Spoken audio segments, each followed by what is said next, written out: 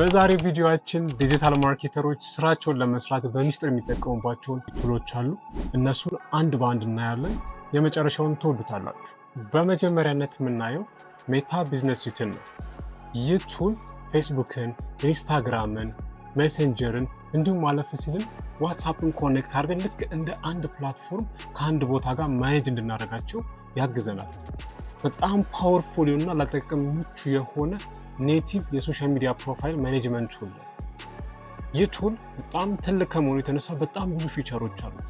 ከዛ ውስጥ የተወሰኑት ልጥቀስላችሁ። የመጀመሪያው ፌስቡክ እና ኢንስታግራማችሁን ሊንክ ካደረጋችሁ በኋላ ልክ እንደ አንድ ሶሻል ሚዲያ ከአንድ ቦታ ሆናችሁ ለሁለቱም ፕሮፋይላችሁ ወይም ፕሬዘንሶቻችሁ ፖስቶችን ሼር ማድረግ ትችላላችሁ። ሁለተኛው ፊቸሩ ደግሞ ልክ መጀመሪያ ላይ እንደጠቀስኩላችሁ ሊንክ ካደረጋችሁ በኋላ ፖስት ማድረግ ብትፈልጉ ፕላነር የሚል ፊቸር አለላችሁ። ፕላነር ወይም ካሌንደር ፖስት ማድረግ የምትፈልጉትን ኮንተንት የትኛው ቀን የትኛው ሰዓት ላይ እና ምን አይነት ይዘት ያለውን ኮንተንት ፖስት ማድረግ እንደምትፈልጉ በጣም ኢዚ በሆነ መልኩ ካሌንደር ላይ ክሊክ እያደረጋችሁ ብቻ የሚያስፈልጉን ዲቴል ፕሮቫይድ ካደረጋችሁ በኋላ ለኦዲየንሶቻችሁ ስኬጁል ከተደረገ በኋላ ፐብሊሽ ይደረጋል ማለት ነው። ይህ ቱል በጣም ኢዚ ያደርግላችኋል። በሁለተኝነት ደግሞ የምናየው አድስ ማኔጀር ነው። አድስ ማኔጀር የሜታ ቢዝነስ ስዊት ውስጥ የምናገኘው አንድ ፊቸር ሲሆን ይህ ፊቸር ቤዚክሊ የምንጠቀምበት ፕሮዳክት እና ሰርቪሳችን የሜታ ፕሮዳክቶች ወይም ፌስቡክ ላይ፣ ኢንስታግራም ላይ፣ ሜሴንጀር ላይ ፕሮዳክታችን እንዲተዋወቅ ለማድረግ እንጠቀምበታለን ማለት ነው። በሶስተኝነት የምናየው ዩቲዩብ ስቱዲዮ ነው። ዩቲዩብ ላይ የዩቲዩብ ቻናል ክሬት ካደረግን በኋላ ያንን ቻናላችን ማኔጅ የምናገው ዳይሬክትሊ ከዩቲዩብ ስቱዲዮ ላይ ነው የሚሆነው። አራተኛ ላይ ደርሰናል። ይሄንን ቱል እንደውም አብዛኞቻችሁ አታውቁት። ቲክቶክን ከቻይና ውጪ አንድ አፕሊኬሽን እንዳለ ነው የምታውቁት። ከዛ ውጪ ግን 3 እና ከዛ በላይ የቲክቶክ አፕሊኬሽኖች አሉ። ከዛ ውስጥ አንዱ ቲክቶክ ስቱዲዮ ይባላል። ኢንፍሉዌንሰሮች ወይም ቲክቶከሮች የሚጠቀሙበት አፕሊኬሽን ነው።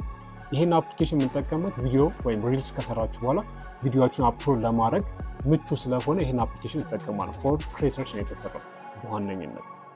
እንዲሁም በተጨማሪ ቪዲዮ ፐብሊሽ ከተደረገ በኋላ ምን ያህል ሰው ጋር ደርሶላችኋል፣ ምን ያህል ሰው ኢንጌጅ አድርጓል፣ እንዲሁም በተጨማሪ ቪዲዮአችሁ ላይ ኮመንት ካረጉ ካልሆነ ደግሞ ቀጥታ ሜሴጅ ከላኩላችሁ እዚህ ቲክቶክ ስቱዲዮ ላይ ይደርሳችኋልና እዛ ላይ ማኔጅ ማድረግ ትችላላችሁ ማለት ነው።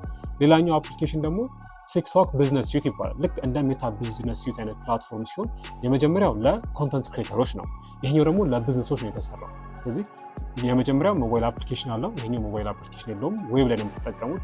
ቢዝነሶች ኮንተንት ክሬት አድርገው ሼር ካደረጉ በኋላ ምን ያህል ሰው ደርሶላችኋል፣ ከዛ በተጨማሪ ስለ ኦዲየንሶቻቸው እንዲማሩ ሜንሊ ደግሞ የቲክቶክ አድቨርታይዝመንትን ለመስራት በጣም እድል ይሰጠናል። የቲክቶክ አድቨርታይዝመንት ኢትዮጵያ ውስጥ በቲክቶክ ቢዝነስ ስዊት አይሰራም።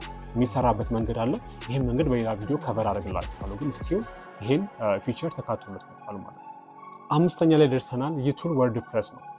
ከረንትሊ ዌብሳይት የምናሰራበት ሜቶዶች በጣም ብዙ ሆነዋል። ከዛ ውስጥ አንዱ ሲኤምኤስ ይባላል ወይም ኮንተንት ማኔጅመንት ሲስተም በመባል የሚታወቀው ማለት ነው። ከዚህ ሲስተሞች መካከል ደግሞ በጣም ፓወርፉል እና ዌል ኖውን የሆነው ቱል ወርድፕረስ ነው። ወርድፕረስ ዌብሳይት ለመስራት እንዲሁም ዌብሳይት የተሰሩ ኮንተንቶችን፣ ብሎጎችን፣ አርቲክሎችን ማኔጅ ማድረግ እንጠቀምበታለን ማለት ነው። ስለዚህ የኮንተንት ማኔጅመንት ሲስተም ነው። ስድስተኛ ቱላችን ላይ ደርሰናል። ይህ ቱል ጉግል አናሊቲክስ ይባላል።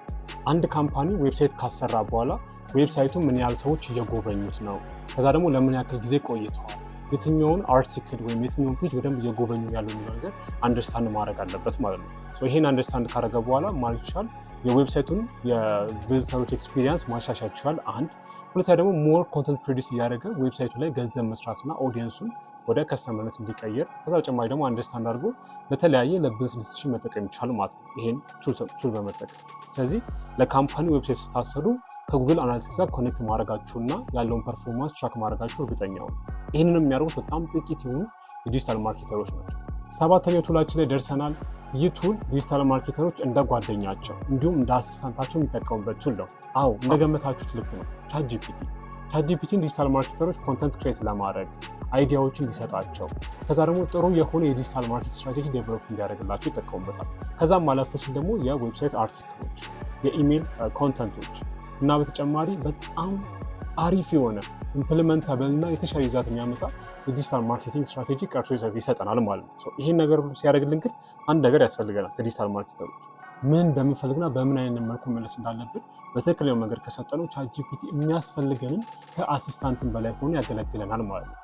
ቻትጂፒቲን ፕሮፌሽናል እና ትክክል በሆነ መልኩ ብንጠቀምበት የተሻለ ሪዛልቶችን ይሰጠናል። አብዛኞቻችን የተጠቀምንበት የተሻለ ውጤት ያገኘንበት ነው የሚገኘው። በመጨረሻነት የምናነሳቸው 2 ቱሎች አሉ። የመጀመሪያው ካፕከት ሲሆን ሌላኛው ደግሞ ካንቫ ነው። ካፕከት በስልክ የተቀረጹ ቪዲዮዎች ስፔሻሊ ለቲክቶክ የሚሆኑ ፖርትሬት ቪዲዮዎች ኤዲት የምናደርግበት ቱል ሲሆን ካንቫ ደግሞ ለሶሻል ሚዲያ የሚሆኑት ቪዥዋል ፖስቶች ወይ ግራፊክስ ወይ ኖርማል ፖስቶችን ዲዛይን ለማድረግ እንጠቀምበታለን ማለት ነው። ከዛም አለፍ ሲል ደግሞ ዶክመንቶቻችን ሞር ቪዥዋሊ ጥሩ እይታ እንዲኖራቸው ብራንዳቸው ሪፍሌክት እንዲያደርጉ ለማድረግ እንጠቀምበት ቱል ሲሆን ከዛ በተጨማሪ ዌብሳይቶችን፣ ብሎጎች እና የዩቲዩብ ተምኔሎችን ተጨማሪ ነገሮችን ዲዛይን ለማድረግ የምንጠቀምበታለን ካንቫ ነው። የዛሬ ቪዲዮችን ይሄን ይመስል ነበር። አዳዲስ ነገር እንደተማራችሁበት ተስፋ እናደርጋለን። በቀጣይ ቪዲዮ እስክንገናኝ መልካም ጊዜ